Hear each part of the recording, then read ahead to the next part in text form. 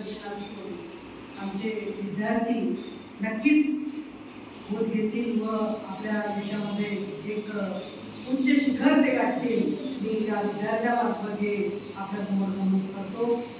आणि यापुढे आता आभार हा शेवटचा सगळ्यात कठीण प्रसंग असतो कुठल्याही।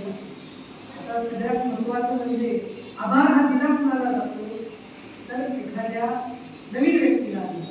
तुम्ही जर आपले आहे, आपले कुटुंब आहे, तुम्हाला आयुष्यामध्ये जर कुठेही कधीही काही अडचण आली तर तरंगे सर, मी स्वतः स्वामी सर आणि शिंदे सर हे तुमच्या मार्गदर्शनासाठी सदैव असो हे तुम्ही लक्षात ठेवा।